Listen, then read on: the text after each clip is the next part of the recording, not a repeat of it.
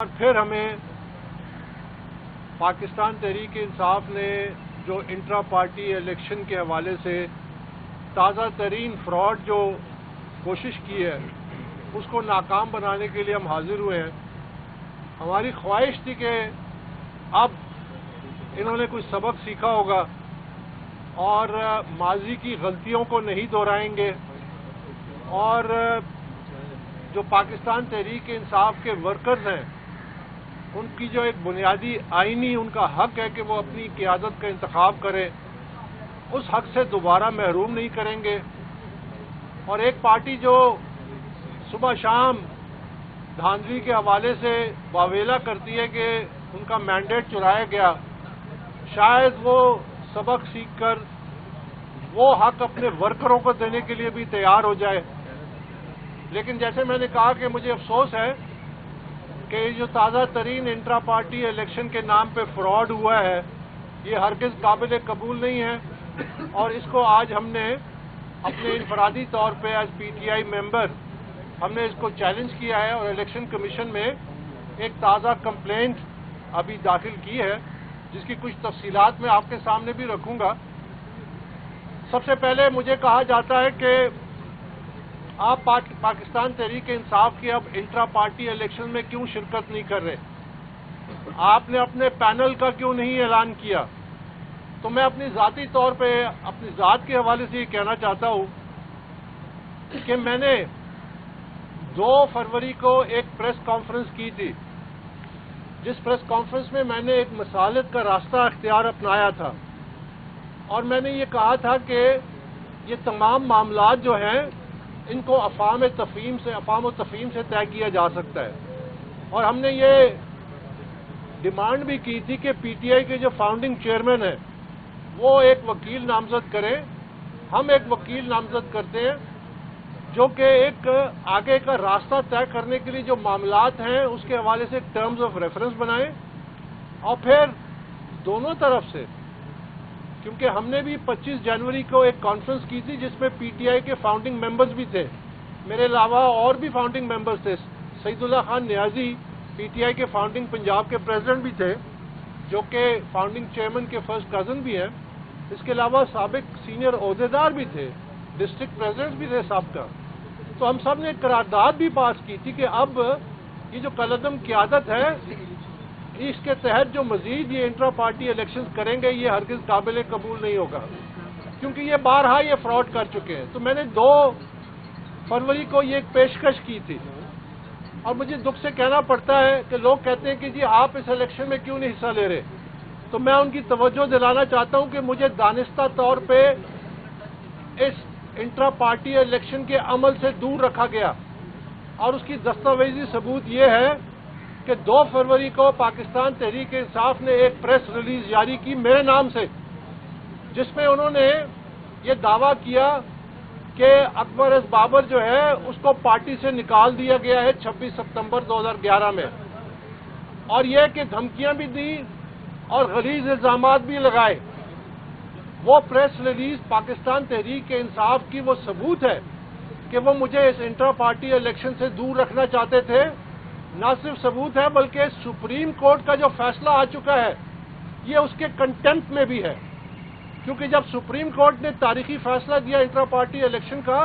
اس میں نہ صرف یہ تسلیم کیا کہ میں پی ٹی آئی کا فاؤنڈنگ ممبر ہوں، بلکہ یہ بھی تسلیم کیا کہ چونکہ کسی قسم کا کوئی شواہد پیش نہیں کی گئے تو یہ آج بھی پاکستان تحریک انصاف کے ممبر ہیں۔ تو یہ جو انہوں نے پریس ریلیز جاری کی جس میں انہوں نے کھلے عام الیکشن کمیشن آف پاکستان کے فیصلے، اسلام آباد ہائی کورٹ کے فیصلے، اور یہ جو آخری سپریم کورٹ کا فیصلہ تھا یہ اس کے کنٹمپٹ میں ہے۔ تو آج جو ہم نے درخواست دی ہے اس میں میں نے یہ بھی مطالبہ کیا ہے کہ ان کے خلاف کنٹمپٹ کی کارروائی شروع کی جائے۔ یہ دانستہ طور پہ ہم جیسے لوگوں کو جو پارٹی کے بانی ہیں ان کو اس عمل سے دور اس لیے رکھنا چاہتے ہیں کہ یہ پارٹی جو ہے یہ چاہے ایک مخصوص ٹولے کے قبضے میں ہے جو اسے اپنے اقتدار کے لیے استعمال کرتی ہے، اور یہ ٹولہ نہیں چاہتے، یہ جانتے ہیں، ان کو خوف ہے مجھ سے، یہ جانتے ہیں کہ میں اپنے لیے کوئی عہدہ نہیں مانگ رہا، اگر یہ بات مان جائیں اور یہ سمجھ جائیں کہ آگے کا راستہ کیا ہے جس میں آئین اور قانون کے مطابق پارٹی کو دوبارہ منظم کیا جائے، تو یہ پارٹی ان ٹولوں سے آزاد ہوگی، یہ پارٹی دوبارہ اپنے ورکروں کے ہاتھ میں جائے گی، یہ دوبارہ پارٹی اپنے ورکروں کی جو منتخب قیادت ہے ان کے ہاتھ میں جائے گی، اور جس طرح کے یہ ان کے اقتدار کی جو خواہشات ہیں اس پہ پانی پھر جائے گا۔ یہ یاد رکھیے کہ اس وقت جو نام نہاد قیادت ہے پاکستان تحریک انصاف کی، ان میں ایسے بھی لوگ ہیں جو صبح اٹھتے ہیں ناشتے پہ تو ایک جماعت میں ہوتے ہیں، دوپہر کے کھانے میں دوسری جماعت میں ہوتے ہیں، رات کے کھانے میں یہ تیسری جماعت میں ہوتے ہیں، اور سونے سے پہلے دعا کرتے ہیں کہ یا اللہ مجھے کوئی ایسی جماعت دے دے کہ جس سے میرے وارے نیارے ہو جائیں۔ اور آپ کے سامنے ہیں یہ شخصیات، تو یہ کبھی بھی نہیں چاہیں گے کہ یہ جماعت اپنے بنیادی اصولوں پہ دوبارہ جائے۔ ساتھ ہی ساتھ میں یہ کہنا چاہتا ہوں کہ ہم نے جو ابھی میں نے درخواست دی ہے اس میں یہ بھی ہم نے لکھا ہے کہ جب الیکشن کمیشن آف پاکستان نے 22 دسمبر کو پاکستان تحریک انصاف کے انٹرا پارٹی الیکشنز کو کالعدم قرار دیا، ساتھ ہی انہوں نے لکھا کہ فارم 65 جس کے تحت اس نام نہاد قیادت نے تمام عہدوں کی بندربان کی تھی، چیئرمین سے لے کے نیچے تک، اس کو بھی ریجیکٹ کیا الیکشن کمیشن آف پاکستان نے۔ اور جب سپریم کورٹ آف پاکستان نے 13 جنوری کے تاریخی فیصلے میں اس الیکشن کمیشن کے فیصلے کی توثیق کی تو یہ بات ثابت ہو گئی کہ یہ تمام قیادت کالعدم ہے، خود ساختہ ہے۔ یہاں تک کہ سپریم کورٹ کے فیصلے میں صفحہ نمبر 14 میں لکھا بھی ہے کہ سیلف اپوائنٹڈ چیئرمین، یعنی خود اپنے آپ کو نامزد کردہ چیئرمین، ان کا نام بھی لکھا ہے۔ تو یہ قیادت کالعدم ہے، یہ خود ساختہ ہے، یہ غیر قانونی ہے،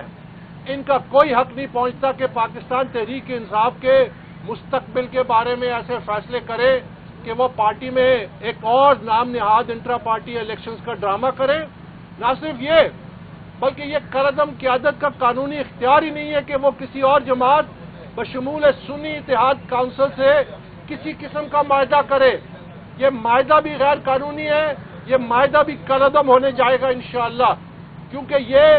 ورکروں کی خواہشات کے مطابق نہیں ہے، یہ قانونی طور پہ ان کا اختیار ہی نہیں ہے کہ کسی اور جماعت سے یہ اس قسم کا معاہدہ کریں۔ ہم نے یہ بات بھی اس پٹیشن میں اس کا میں نے ذکر کیا ہے۔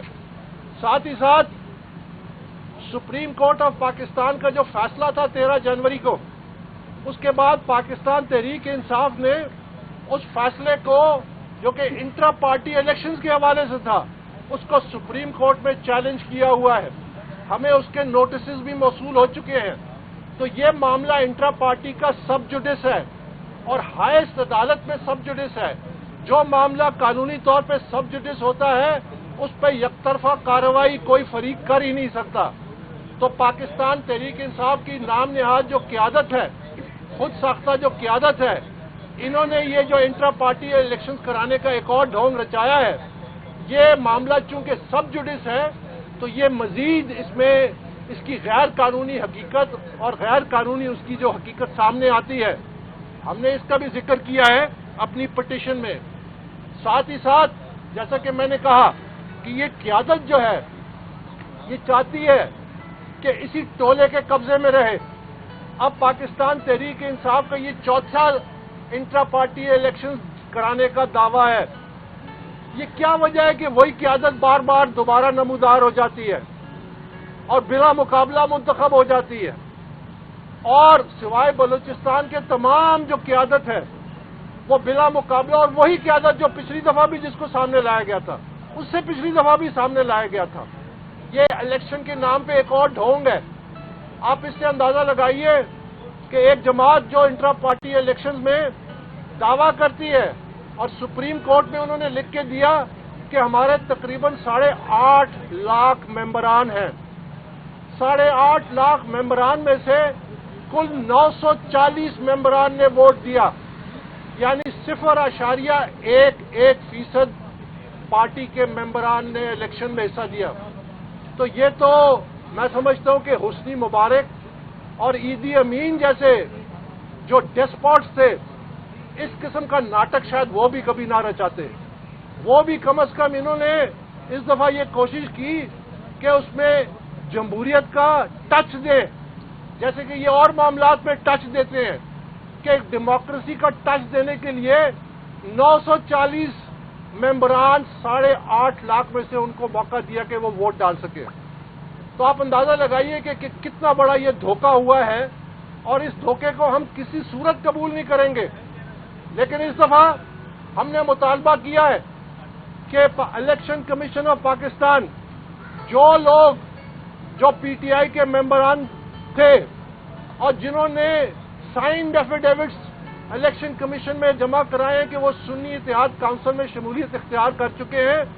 ان کی پاکستان تحریک انصاف کی بنیادی رکنیت جو ہے اس کو منسوخ کیا جائے. اور ساتھ ہی ساتھ ہم نے یہ بھی مطالبہ کیا ہے کہ یہ لوگ پاکستان تحریک انصاف کے جو اثاثے ہیں بشمول دفاتر، بشمول پاکستان تحریک انصاف کے نام پہ جو بینک اکاؤنٹس ہیں ان کو فریز کیا جائے، کیونکہ یہ لوگوں کی امانت ہے. یہ جو لوگ اس وقت پاکستان تحریک انصاف میں بدگمان ہیں، یہ جو سینٹرل آفس میں جو سنی اتحاد کونسل کے ممبران ہیں وہ جا کے ان اثاثوں کو استعمال کرتے ہیں، وہاں پہ پریس کانفرنس کرتے ہیں، اور ساتھ ہی ساتھ پاکستان تحریک انصاف کے جو فنڈز ہیں اس کا غیر قانونی استعمال بند کیا جائے. ہم نے یہ بھی الیکشن کمیشن سے مطالبہ کیا ہے کہ اب ان کو مزید موقع نہ دیا جائے کہ یہ انٹرا پارٹی الیکشنز کے نام پہ ایک نئی مہم جوئی کریں، کیونکہ یہ اب عادی ہو چکے ہیں. جب تک ان کو روکا نہ جائے اور الیکشن کمیشن اس میں مداخلت کرے